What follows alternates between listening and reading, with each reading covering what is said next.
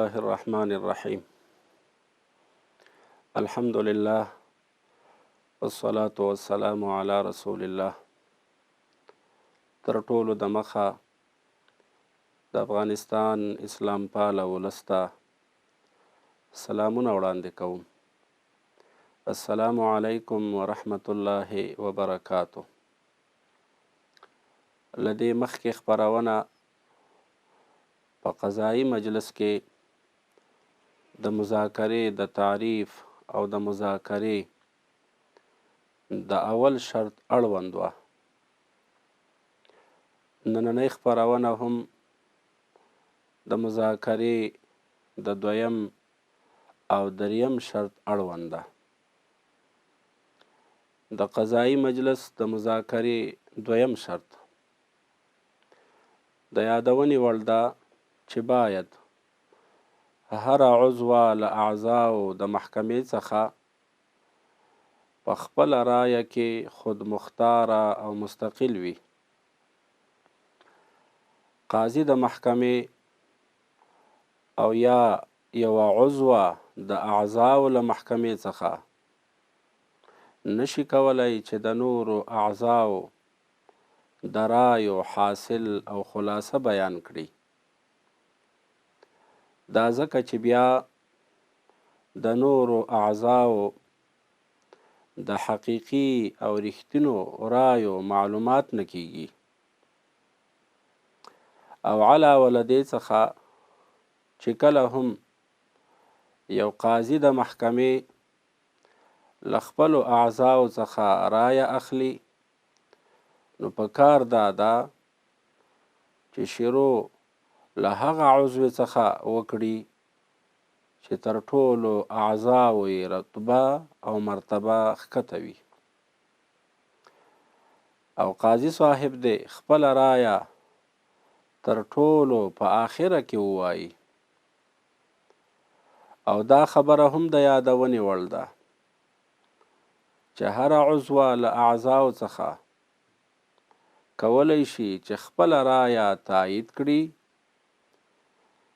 او د نورو اعضاو د رایو ضعف او کمزوري په قانوني دلایلو سره ووایي.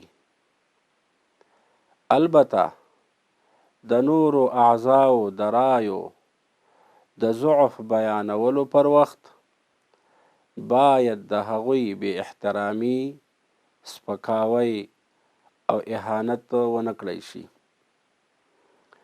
لکه څرنګه چې په همدې اړه په کتاب اصول المحاکمات الحقوقیه صفحه 551 کې داسې لیکل شوي: حریة الرأي فلا يجوز للرئيس ولا لغيره أن يضغط على أحد الحكام ليستخلص منه رأيا غير رأيه الحقيقي، ولذلك يسأل أحدث الأعضاء عن رأيه أولا.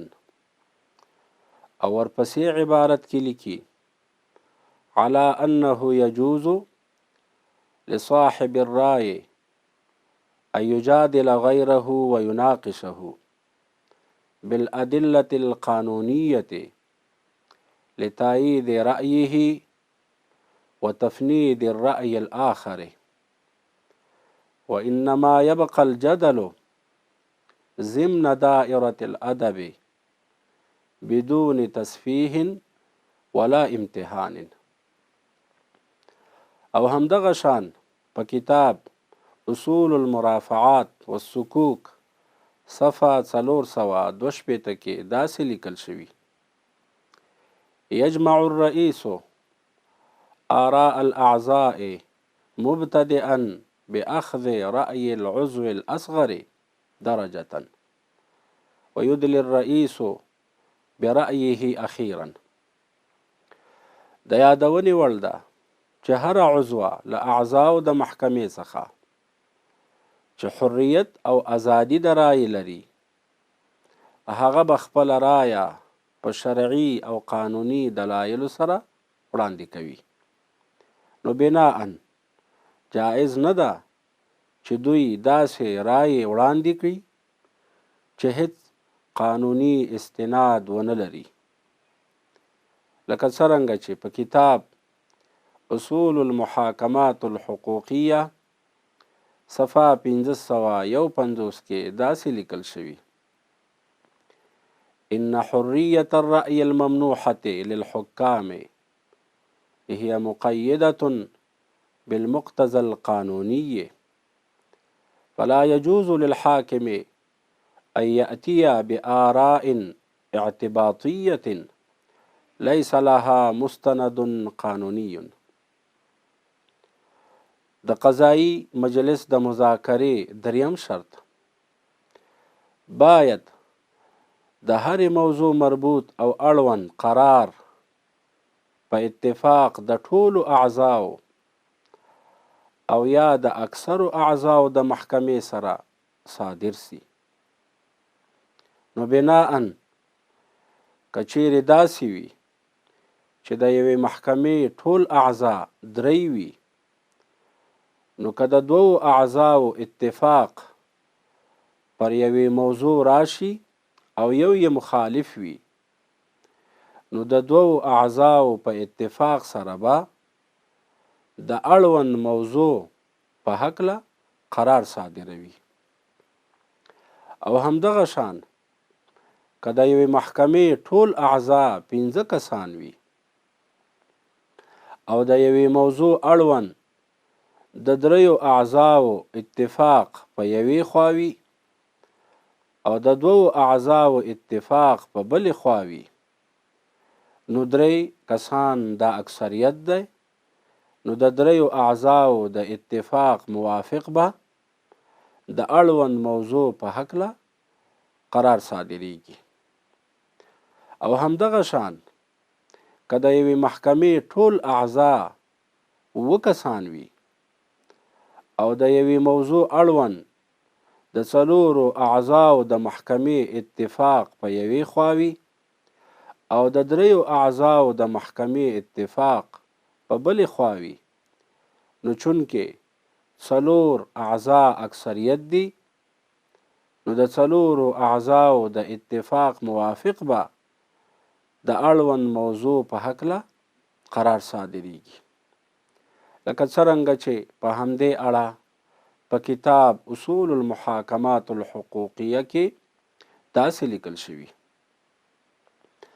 الاجماع والاکثریة فلا يكون القرار ما لم يقل به عدد من الحكام أكثر من نصف النصاب، والأكثرية هي 2 في محكمة 3 و3 في 5 و4 في محكمة 7 على الأقل. إذا أجمعت الآراء كلها أو الأكثرية المطلقة منها على حكم واحد يحرر أحد أصحاب هذا الرأي قرارا به، والعبرة للأكثرية المطلقة لا للأكثرية النسبية. یادونه دا هم د یادونې وړ ده که چیرې په یوه موضوع کې د محکمې د اعضاو د دواړو خواو رای سره برابري وي او یوې خواته هم اکثریت د اعضاو د محکمې نه وي، نو په داسې صورت کې ترجیح به هغه خواته ورکول کیږي چې کوم طرف ته رئیس او قاضي د محکمې وي او د هغوی د رایو موافق به قرار صادریږي او قرار لیکل کیږي. لکه څرنګه چې په اصول المحاکمات الحقوقیه صفحه 556 کې داسې لیکل شوي: اذا تساوت الآراء المختلفة يعتبر الطرف الموجود فيه الرئيس. د یادونې وړ ده چې د مذاکرې د تعریف او شرایطو لذکر کولو پس باید د مذاکرې طریقې وپیژندل شي. د قضایي مجلس د مذاکرې طریقه: د مذاکرې لپاره 4 طریقې علماء کرامو لیکلي دي. للمذاکرة 4 اسالیب.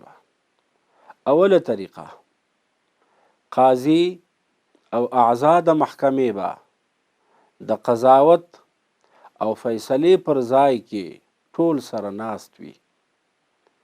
طرفین د قضیې او سامعین او اوریدونکي به هم په خپلو خپلو ځایونو کې ناست وي. او رئیس د محکمې به ښي طرف ته او چپ طرف ته ګوري او له خپلو اعضاو سره به د موضوع اړوند مشوره کوي. او چې کله هم اتفاق د ټولو اعضاو پر یوې رای راشي او یا د اکثرو اعضاو د محکمې پر اتفاق راغی، نو بیا به د هغې په هکله علني قرار صادر کړي. لکه څرنګه چې په همدې اړه په کتاب اصول المحاکمات الحقوقیه صفحه 552 کې داسې لیکل شوي: الاول يبقى الحكام جلوسا في مواضعهم على منصة الحكم مع بقاء الطرفين والمستمعين في محلاتهم، ويلتفت الرئيس إلى يساره ويمينه ويشاور الأعضاء، ومتى تم له الإجماع أو الأكثرية على رأي واحد يملي القرار على كاتب الضبط علنا. د یادونې وړ ده چې پورته او فوق الذکر اوله طریقه به په بسیطه دعوه کې جاری کیږي، لکه څرنګه چې په همدې اړه په کتاب اصول المحاکمات الحقوقیه صفحه 552 کې داسې لیکل شوي: وهذا الأسلوب يجري في الأمور البسيطة عندما تكون ماهية القرار معلومة لا تستدعي جدلا كثيرا، كما لو طلب أحد الخصوم إمهاله ليقيم وكيلا وكان طلبه جديرا بالقبول. وآخر دعوانا أن الحمد لله رب العالمين.